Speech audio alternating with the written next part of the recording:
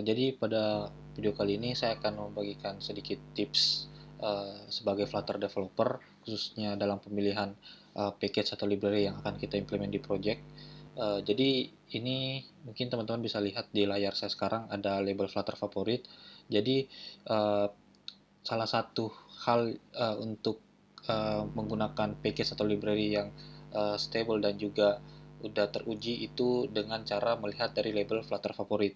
Jadi kalau misalkan ada teman-teman ada teman-teman yang menggunakan library atau package di PubDev, itu direkomendasikan untuk menggunakan package atau library yang berlabel Flutter favorit. Nah, kalau dari deskripsinya sendiri, ini juga secara purpose merekomendasikan untuk digunakan package atau library yang menggunakan label Flutter favorit. Nah, ini dari Flutternya sendiri. Kenapa? Karena dengan label seperti ini, itu udah melalui beberapa tahap ya, seperti tahap uji coba langsung dari Flutter teamnya, dan itu bisa dilihat di matrix. Jadi dia ada beberapa tahap seperti overall package score, permissive lisensi, verified publisher. Jadi publishernya itu verify atau teridentifikasi. Nah, mungkin kalau misalkan kita lihat package-nya, nah kurang lebih seperti ini. Jadi ada label Flutter favorit ya. Kalau dibuka itu bisa teman-teman temuin di sebelah kanan, Flutter favorit ini labelnya. Nah, dan beberapa package atau library di sini kayaknya teman-teman developer Flutter udah familiar banget dengan package-package yang ada di sini ya. Nah, itu salah satu tips untuk menggunakan atau mengimpor package. Nah, untuk penggunaan package sendiri sebenarnya ada beberapa pertimbangan sih. Jadi, kalau misalkan kita mau implement package atau library, pertama kali yang perlu dipertimbangin adalah package yang dibuat langsung sama Flutter Dev. Nah, di sini ada publishernya siapa, jadi kelihatan nih publishernya siapa. Kayak path provider itu publishernya itu adalah Flutter Dev dari Flutter teamnya langsung. Dan juga kayak Dart team, Firebase team, dan juga uh, ya kayak blog ya Firebase Google.com.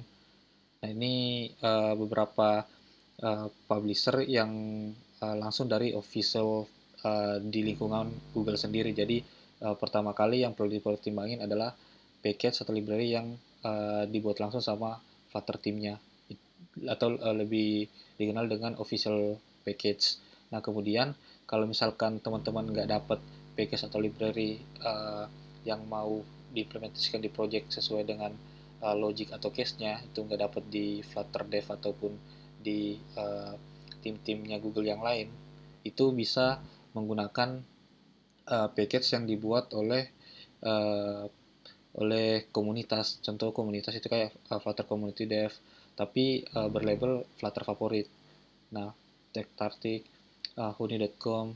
Nah, ini package yang udah diuji coba juga dan udah terverify publishernya.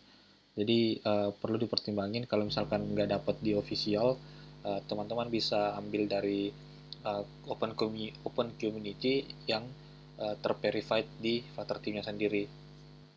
Nah, tapi kalau misalkan nih teman-teman nggak dapat package dari Flutter teamnya ataupun community yang terverified dari Flutter team, itu bisa menggunakan package yang uh, kurang lebih seperti ini ya. Jadi nggak ada publishernya, nggak tahu nih siapa verified uploadernya atau gimana. Nah, ini bisa dipakai kalau misalkan memang nggak ada uh, package yang lain ya, dan kita butuh banget. Jadi itu bisa dipertimbangkan untuk menggunakan. Nah, cuman kalau saran ya dari saya, kalau misalkan teman-teman mau package yang publishernya nggak terverified atau terverifikasi, ada baiknya teman-teman buat sendiri package. Kalau misalkan udah tahu nih cara buat package, cara mengintegrasiin package, nah itu ada baiknya seperti itu dibandingin menggunakan package dari orang lain atau bukan dibuat sama official. Kayak ini Fsendit ini dibuat sama persorangan, bukan dibuat sama tim Senditnya langsung. Jadi ini rentan ya terhadap security. Jangan sampai ada package atau library yang udah diinjek backdoor. Nah, makanya ngepertimbangin dari Flutter team atau official, kemudian open community yang terverified, Dan kemudian yang ketiga, buat package ya, package kalau memungkinkan, kalau misalkan publishernya nggak terverifikasi, dan kalau misalkan udah nggak ada jalan lagi nggak kita bikin package, dan ya dari Flutter team ataupun community juga nggak ada package sama sekali, dan hanya ada package yang dibuat oleh perseorangan, nah itu bisa dipakai. Tapi ada syarat nih, teman-teman perlu ngecek di code-nya apakah ada code-code inject yang disisipkan di code-nya.